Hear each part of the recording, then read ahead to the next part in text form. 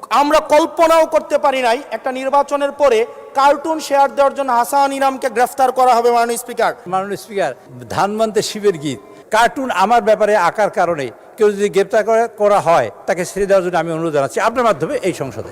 কিন্তু মাননীয় স্পিকার, দুঃখজনক বিষয় হচ্ছে যে এই কার্টুনটি শেয়ার করার কারণে আমাদের মাননীয় চিফ হুইপ মহোদয়ের এক কর্মী মামলা করেছে 25 ধারায়। মাননীয় স্পিকার, আমি আপনাকে দ্ব্যর্থহীন ভাষায় এবং পরিষ্কার করে বলতে চাই, কার্টুন আমার ব্যাপারে আঁকার কারণে কেউ যদি গ্রেপ্তার করা হয় তাকে ছেড়ে দেওয়ার জন্য আমি অনুরোধ জানাচ্ছি আপনার মাধ্যমে এই সংসদে।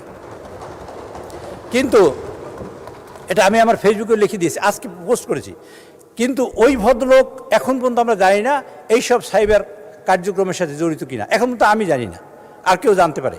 সুতরাং ওই ভদ্রলোক যদি সাইবার কার্যক্রমে জড়িত থাকে এবং এই লোকটা সেইটাই যদি ওই লোকই হয় যে লোকটা আমি চিনি এবং সেই লোকটাই যদি এই কার্যক্রমে জড়িত হয়, তা আমি মনে করি আমাদের সকলের স্বার্থে, এই যে বিরোধী দল হোক আর সরকারি দল হোক, যে একজন মানুষের মানহানি করা, একজন মানুষের কুৎসারচনা করা, কুরুচিপূর্ণ কোনো বক্তব্য রাখা যায় না।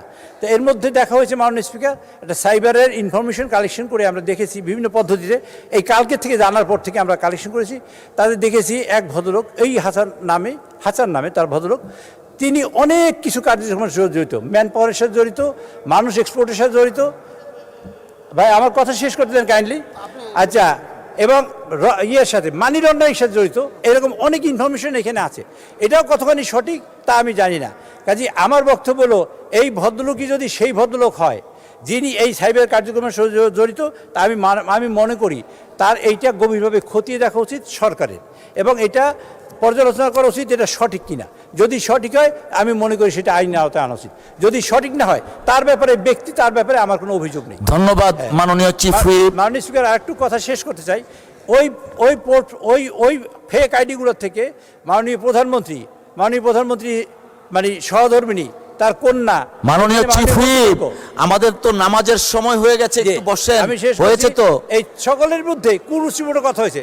যদি ওই লোকটাই সেই লোকটাই হয়, তাহলে আমি মনে করি মাননীয় স্পিকার, এগুলা গভীরভাবে খতিয়ে দেখা দরকার, সরকারের স্বার্থে, বিরোধী দলের স্বার্থেও, সকলের স্বার্থে এবং দেশের স্বার্থে।